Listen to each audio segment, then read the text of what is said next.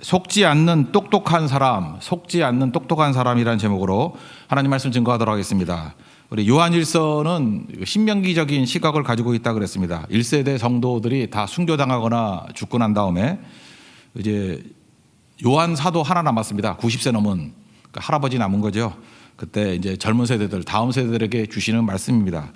1세대가 어떤 뜨거움, 체험, 뭐 감격 이런 게 있었는데 이게 좀 사라진 거죠.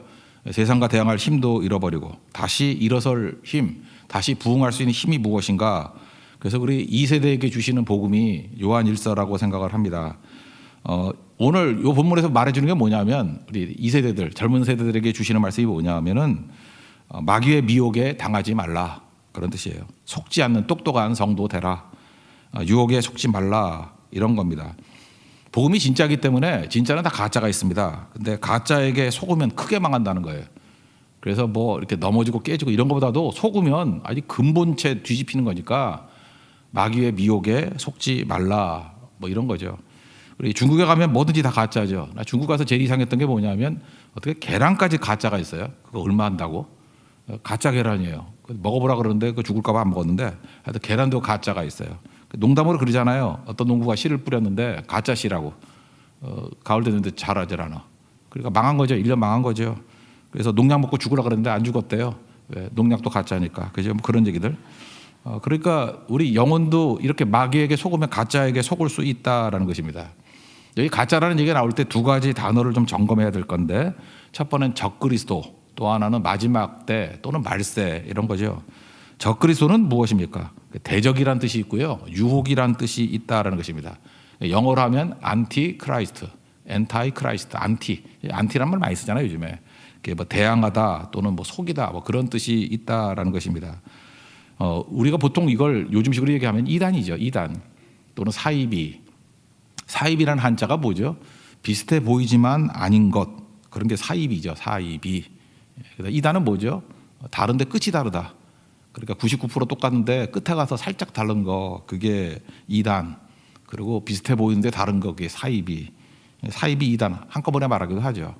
그런 거다. 그게 적그리스도다. 그러니까 우리를 넘어지게 만드는 가짜 가르침, 이런 거에 넘어가면 안 된다, 그런 얘기고, 마지막 때 또는 말세다, 이런 뜻이죠. 말세는 언제부터 언제까지입니까? 예수님이 초림부터 재림까지. 이거 알 수 있는 게 뭐죠?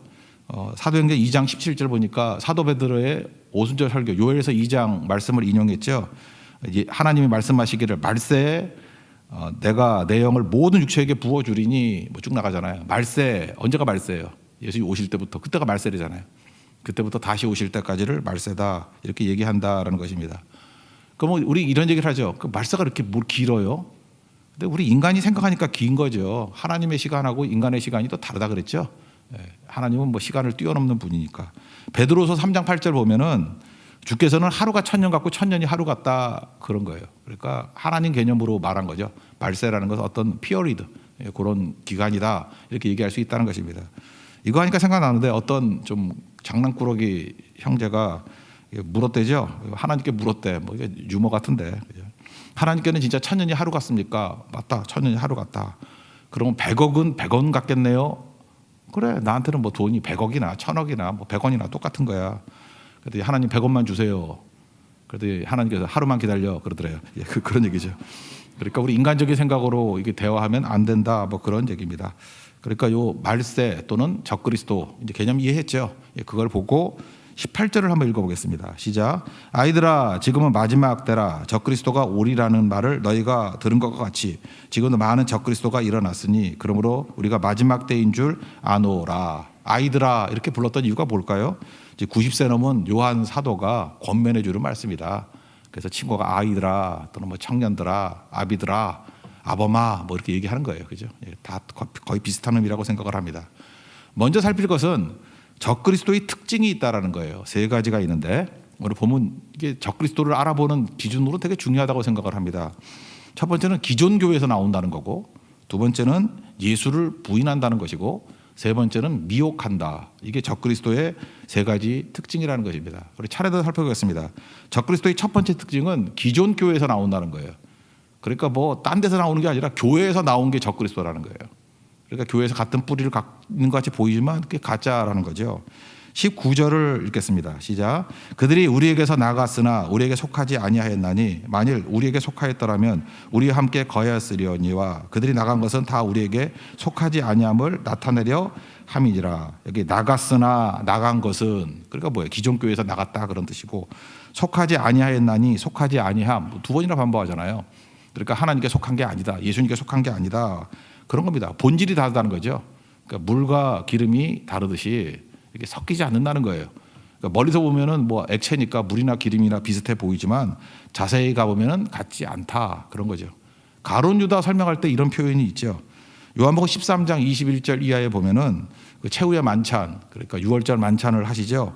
그때 예수님이 너희 중에 한 사람이 나를 팔 것이다 그랬더니 서로 주여 나는 아니지요 아니지요 이렇게 걱정되잖아요.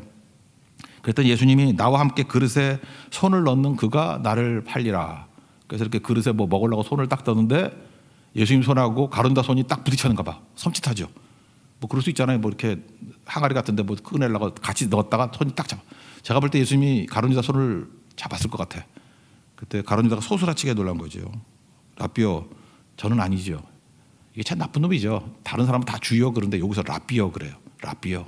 그러니까 예수님이 하나님의 힘을 부인하는 거죠. 라비어, 저는 아니지요. 그랬더니 예수님이 네가 말하였도다. 그랬더니 요한복음 14장 30절에 이렇게 얘기합니다. 유다가 그 조각을 받고 곧 나가니 밤이다 이런 얘기예요. 나가니. 그러니까 뭐예요? 기존 교회에서 나갔다. 뭐 그런 거 똑같은 개념이라고요. 그러니까 교회에서부터 나가는 것이 이게 적그리스도다, 이단이다 이렇게 얘기를 합니다. 그러므로 우리 안에 주님께 속한 자도 있고요, 사탄에게 속한 자도 있고 빛과 어둠이 있는데 이렇게 하나님께서 이게 갈라지게 만든다라는 것입니다. 그래서 이단은 100% 교회에서 나간 거예요. 알곡과 가라지 비유에도 나오죠. 마태복음 13장 25절 이하에 보니까 잘 때 원수가 가라지를 뿌리고 갔다. 그랬더니 뽑을까요? 그랬더니 가만 놔둬라. 가라지 뽑다가 곡식까지 알곡까지 뽑힐까 염려스럽다. 그러고 난 다음에 마지막 때가 되면 하나님께서 먼저 하시는 일이 뭐냐 하면 가라지 모아다가 불살라 버리고 심판이죠. 그리고 곡식은 모아 내 곡간에 넣으리라. 그러니까 이렇게 알곡과 가라지 같이 있다라는 거예요. 그리고 조심해야 된다는 거죠. 교회 안에도 있을 수 있고 또는 교회에서 나간 자들, 그런 자들이 있다라는 것입니다. 이게 첫 번째고요. 기존 교회로부터 나온 게 적그리스도다. 두 번째는 예수님을 부인한다는 거예요. 그 예수님이 뭘 부인하느냐? 그 베드로의 고백에서 핵심이 나오죠. 베드로의 고백, 주는 그리스도시요 살아계신 하나님의 아들입니다. 우리 신앙 고백, 예수님이 누구라고 고백을 해야 돼요? 첫 번째 그리스도. 이건 뭐죠? 대속자. 우리 죄를 위해서 죽으신 십자가의 대속자 또는 구원자입니다. 그래서 신약의 주제가 그리스도죠. 구원. 또 하나는 뭐죠? 하나님의 아들입니다. 이건 뭐예요? 하나님입니다. 그런 뜻이죠. 그러니까 구약의 핵심이 뭐예요? 창조. 그러니까 우리 성경에서 두 가지 믿는 거예요. 구약은 창조를 믿는 거고, 창조의 하나님을 믿는 거고, 신약에서는 구원자 예수님을 믿는 거고, 그 두 가지예요. 똑같은 하나님이죠. 그래서 예수님의 이 일단은 그리스도 되심을 부인한 거예요. 우리 예수 그리스도 그러는데 이 초대교회 때는 이거 고백하다 죽은 거예요. 예수님이 우리의 구원자 되십니다. 주여라고 부를 수 있는 구원자 되십니다. 이게 예수는 그리스도다. 또 하나 뭐예요? 예수님은 하나님이다. 하나님의 아들입니다.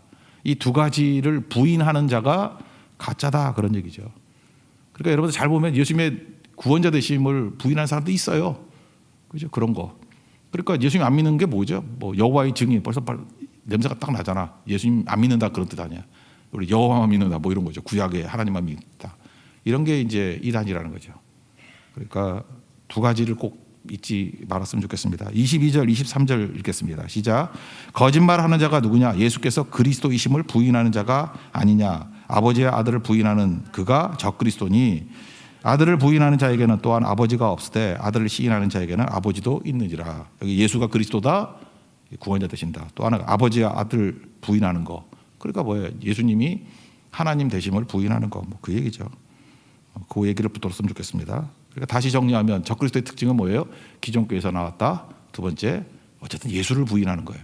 이거 보면 명확히 할 수 있고, 세 번째 특징은 미혹하는 거라는 거예요. 미혹, 속인다는 거죠. 미혹이 뭐예요? 이렇게 잘못된 길로 가게 만드는 거예요. Lead you astray. 그러니까 뭐예요? 길을 잃어버리게 만든다. 또는 뭐 정도를 벗어나게 만든다. 길을 이렇게 만드는 게 이게 적그리스도라는 것입니다. 26절 읽겠습니다. 시작. 너희를 미혹하는 자들에 관하여 내가 이것을 너희에게 썼노니. 그러니까 적그리스도는 항상 우리를 넘어지게 만들고 길 잃게 만들고 유혹한다라는 것입니다.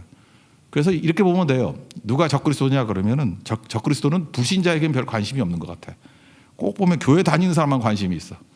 교회 와가지고 전도한대. 그거 뭐 양도둑이지. 그렇게 다 적그리스도라는 것입니다. 나가서 진짜들은 나가서 전도를 해가지고 세례를 받게 만들잖아요. 불신자를 예수 믿는 사람으로 만드는 거. 이게 진짜인데 가짜들 보면 교회에서 어기적하고 맨날 뭐 교회 와가지고 훔쳐가라 그러고 그게 다 마귀로부터 온 거거든요. 적그리스도 넘어뜨리게 만드는 거라고. 그러니까 뭐 이건 중요한 메시지는 아니지만 하여튼 우리가 이런 판단, 리트머스 시험지를 갖고 있어야죠. 적그리스도의 특징 3가지 그러면 명확히 알아두라고요. 기존 교회에서 나왔다, 예수님을 부인한다, 그리고 항상 길 잃어버리게 미혹하게 만드는 자다. 이 3가지가 요한일서 2장에 나오는 적그리스도의 특징이라는 것입니다. 그럼 오늘 주 메시지는 뭐죠? 이 적그리스도에게 속지 않으려면, 이기려면 이기는 길이 뭐냐? 그게 뭐 2가지예요. 하나는 기름 부음, 성령의 기름 부음이겠죠. 또 하나는 처음부터 받았던 말씀 붙들라, 말씀 떠나지 말라. 이 2가지입니다. 그러니까 요약하면 우리 일반적으로 쓰는 얘기는 뭐죠? 성령과 말씀. 성령 충만하고 말씀 충만하면 이길 수 있다. 이거 왜 무슨 답이 있냐? 뭐 이런 거죠. 근데 여기 내용이 약간 좀 어려울 수 있어요. 첫째는 성령의 기름 부음인데 적그리스도를 이기는 길. 성령 그러면 진리의 성령이죠. 성령에 대해서 자세히 설명한 게 요한복음 14, 15, 16장.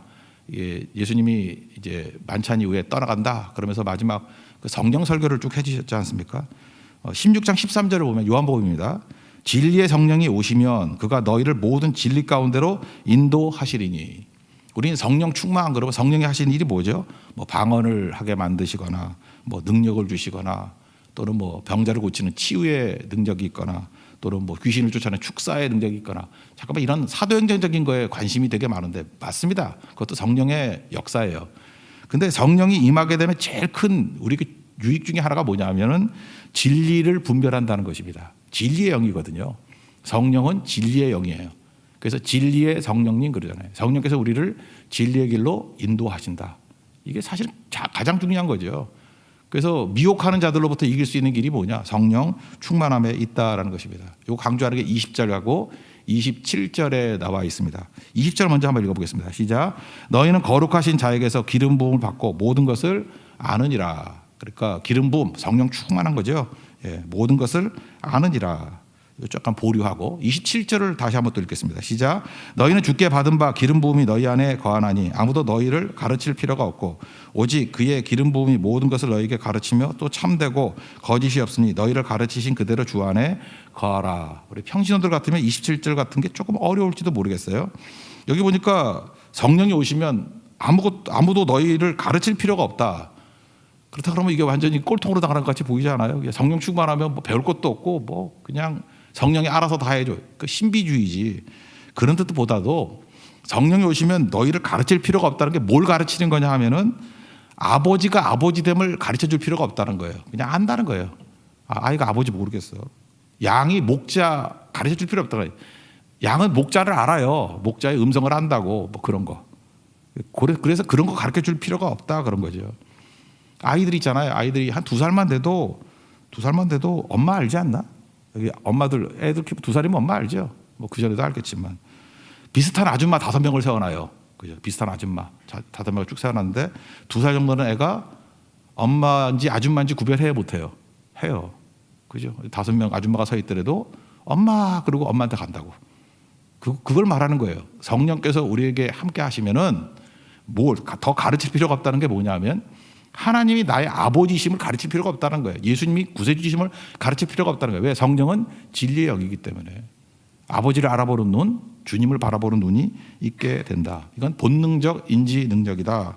그래서 엄마를 알아본다. 뭐 그런 뜻이죠. 이게 뭐 요한복음에 의하면 그 뭐 목자의 음성을 안다 그런 거죠. 여기서 보니까 뭐 모든 걸 다 안다 그랬죠. 20절에는 모든 걸 다 안다. 다 안다는 게 뭐냐? 엄마 힘을 안다 그런 거예요. 엄마 힘을 안다. 아이가 2살짜리 아이가 엄마에 대해서 뭐 다른 정보도 다 아나? 엄마 나이를 아나? 애가? 모르지. 엄마 나이가 몇 살인지 어떻게 알아? 키를 아나? 몸무게를 아나? 몸무게 또 알아서 뭐해? 하여튼 간에 그런 거. 그러니까 그런 거를 안다는 게 아니죠. 어린아이가 엄마의 뭐 그런 자세한 정보를 어떻게 알겠어? 정보를 안다는 게 아니라 엄마 힘을 안다예요. 엄마 힘을. 그러니까 성령 충만하면 하나님을 알고 예수님을 정확히 알게 된다. 왜? 진리의 영이기 때문에. 요한복음 10장 27절 보면요, 거기 목자와 양 이야기 나오지 않습니까? 내 양은 내 음성을 들으며 나는 그들을 알며 그들은 나를 따르느니라. 이런 얘기예요. 그죠? 그래서 성령 충만해야만 딴 길로 안 가고 예수님께 간다라는 것입니다. 그래서 감각이 생기는 거예요. 예수 감각. 저 이렇게 생각합니다. 예수 감각. 그래서 이렇게 모태신앙이 이런 게 강한 것 같아요. 어려서부터 이렇게 말씀 안에서 양육받고 예배드리고 하다 보니까 이렇게 어렸을 때부터 양육받은 사람들 보면은 생각보다 겉으로는 멍청해 보이는데 생각보다 똑똑해. 딱 가가지고 그래. 저한테도 한번 묻는 사람이 있었어요. 오늘 여기 율동했던 사람 중에 한 사람이었는데 뭐 들었더니 뭐가 좀 이상해요. 그래요. 설명해서 내가 이상하다고 얘기해 줬어요. 벌써 알잖아요. 설명을 못해. 그래서 와가지고 그래. 이상하대. 그것만 알아. 그래서 뭐가 이상한지 설명해 줬어요. 그 감각이에요. 예수 감각. 성령 충만하면 이게 잘못된 것이 뭔지 이렇게 느낌이 와요. 그런 감각이 생기게 된다. 그런 거죠. 이거 좀 더 설명해서 이제 요한 1서에서 한번 설명한다 그러면 앞에 한번 뒤로 넘어갑시다. 4장 6절을 한번 읽어보십시오. 4장 6절. 여기까지만 한번 체크하죠. 4장 6절을 보면은요, 다 같이 4장 6절 읽겠습니다. 시작. 우리는 하나님께 속하였으니 하나님을 아는 자는 우리의 말을 듣고 하나님께 속하지 아니한 자는 우리의 말을 듣지 아니하나니 진리의 영과 미혹의 영을 이로써 아느니라. 그러니까 성령 충만한지 할 수 있는 리트머스 시험지가 뭐냐? 그러니까 진리의 말씀을 증거하면 진리의 영과 미혹의 영 안다는 거예요. 딱 말씀 들어보면 안다는 거예요. 이게 성령께서 역사할 때 나타나는 힘이라는 것입니다. 여러분 적어도 우리 교회는 하나님 말씀만을 증거하는 거 믿으십니까? 뭐 딴소리 안 하잖아요. 그죠? 예수 그리스도 사도신경에 있는 그 고백이 우리 고백이에요. 예수님의 구속자 되심, 예수님의 하나님 되심, 그 말씀만 증거하잖아요. 그런 거 들어야 된다는 거예요. 그죠? 그거 아니면은 속는다는 거죠. 마지막 때 속이는 자들이 많으니까 우리 목자의 음성 들어야 되고 또 성령께서 인도하시는 진리의 길을 걸어갈 수 있는 믿음의 종이 돼야 된다는 것입니다. 그래서 성령 충만함 제일 중요한 게 뭐예요? 엄마를 알아본다는 거예요. 아버지를 알아본다는 거예요. 예수님 알아본다는 거예요. 그러니까 항상 성령 충만한 하나님 종 되기를 축원합니다. 또 한 가지는 처음부터 들은 말씀 안에 거하라는 거예요. 이게 사도적인 말씀이다 그런 얘기인데 사도 때부터 내려오는 말씀. 그러니까 성경이겠죠. 성경 말씀을 이게 정통적인 해석이 있는 그 말씀을 받았던 복음을 품고 있으라. 24절 읽겠습니다. 시작. 너희는 처음부터 들은 것을 너희 안에 거하게 하라. 처음부터 들은 것이 너희 안에 거하면 너희가 아들과 아버지 안에 거하리라. 사도적 전통이다 그러는데 물려받은 말씀 붙들라는 것입니다. 근데 이게 참 마귀가 오면 미혹하는 영의 특징이 뭐냐면요, 꼭 탕자같이 만들어. 아버지 집이 좋잖아요. 근데 집 밖에 비전을 가지고 있어. 아버지 떠나야 뭐가 좋은 것 같아. 그래서 아버지 따라가지고 갔더니 다 망해가지고 돼지우리에서 주염열매도 주는 사람이 없다가 돌아오잖아요. 그러니까 이런 거죠. 그러니까 처음부터 들었던 말씀 안에 거하지 않으면 탕자 같은 꿈이 되는 거예요. 탕자같이 만드는 마귀의 유혹이 뭘까요? 호기심이에요. 호기심. 가끔마다 보면 이런 사람들이 있어요. 뭐 어디 갔더니 새로운 말씀이 있대. 이단이에요. 새로운 말씀이 어디 있어? 하나님 말씀 들으면 그런 거지. 어디 갔더니 거기 굉장히 기발하대. 기발한 거는 뭐 좋아하지 말아요. 여러분들 인생이 기빨린다고 다. 특이한 해석, 뭐 신기한 거 이런 거 이게 다 엉터리라는 거야, 엉터리. 그것도 어디 나오죠? 그 아테네 갔더니 사도 바울이 한심한 걸 봤죠. 그 사도행전 17장 21절 보니까 거기 있는 사람들은 가장 새로운 것 말하는 것 듣는 것 외에는 시간 보내지 않았대. 그러니까 얘네들이 왜 망할 놈들이죠? 항상 신기한 거, 새로운 거, something new 뭐 이런 거. 그러니까 다 넘어지는 거죠. 지금도 보면은 좀 이단에게 잘 넘어가는 사람 스타일이 있어. 실증 잘 내고요.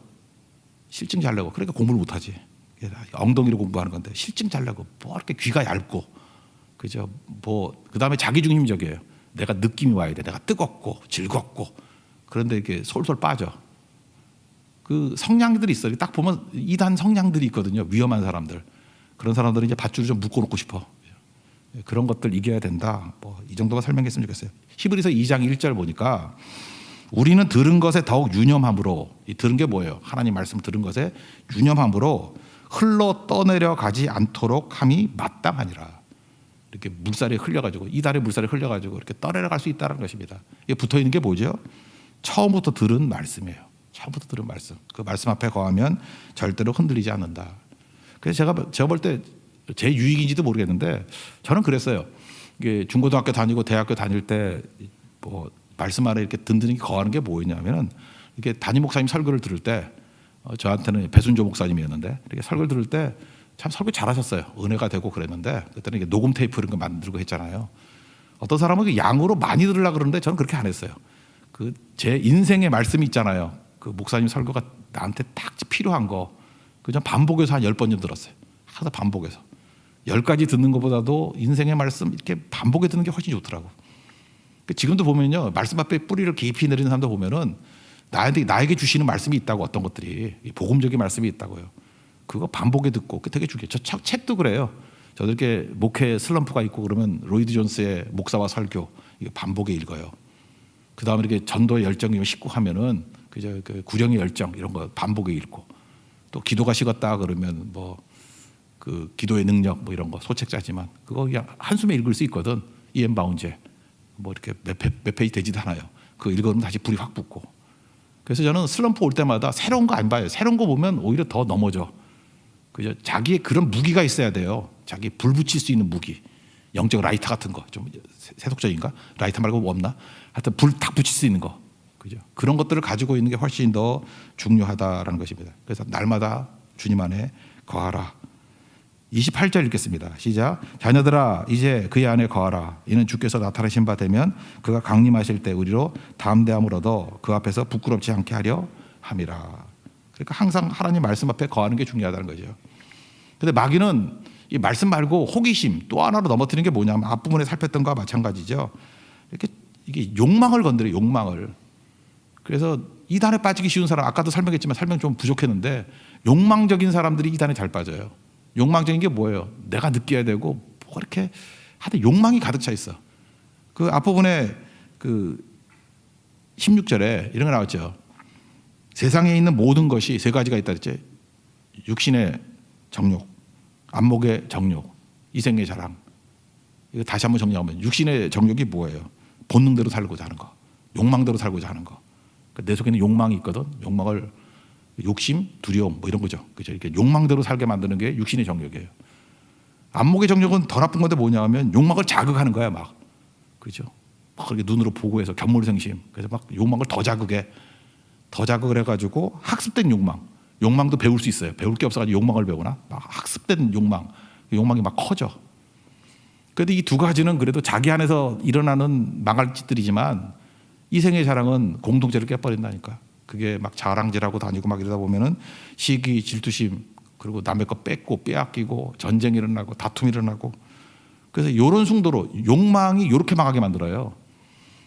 욕심 잉태하여 죄를 낳고 죄가 장성하여 사망을 낳느니라. 야고보서의 말씀 그것도 맞는 얘기지만 이런 거 똑같아요. 육신의 정욕이 더 불이 붙어가지고 안목의 정욕이 되고 안목의 정욕 다음에는 이생의 자랑으로 공동체를 깬다. 이렇게 해석할 수도 있다고. 이게 마귀가 쓰는 방법이라고요. 그러니까 욕망의 반대가 뭐예요? 말씀대로. 처음 말씀으로 들어가면 항상 이길 수 있는 하나님의 종이 될 수 있다라는 것입니다. 우리가 예수는 그리스도다. 말씀 안에 거하는 제일 좋은 방법이 뭐냐? 가슴에 품고 있는 것도 있지만 증거하는 거예요. 입술로 증거할 때 하나님 말씀이 제일 능력이 있고 증거할 때 성령이 이렇게 합쳐지는 거예요. 그러니까 성령의 기름 부음과 처음 말씀으로 돌아간다를 이렇게 퓨전하는 거. 섞어버리는 게 뭐냐? 전도예요. 초대교회였거든. 성령 충만했죠. 그리고 말씀이 있었어요. 말씀 붙드는 거. 주는 그리스도시고 하나님의 아들입니다. 이게 있었다고. 그걸 전도하고 다녔다고. 그러니까 하나가 되는 거지. 사도행전 5장 42절 보니까 그들이 날마다 성전에 있든지 집에 있든지 예수는 그리스도라고 가르치기와 전도하기를 그치지 아니하니라. 아멘. 이거예요. 이게 적그리스도를 이길 수 있는 가장 확실한 길. 기름 부음과 처음 받은 말씀 앞에 거하는 길. 증거하는 겁니다. 그러면 욕망도 이길 수 있고 마귀의 유혹도 이길 수 있고 떠내려가지 않는 인생, 승리하는 인생이 될 것입니다. 그런 승리에 종되는 축복이 임하기를 기원합니다. 자리에서 일어나겠습니다. 진리 찬양하겠습니다.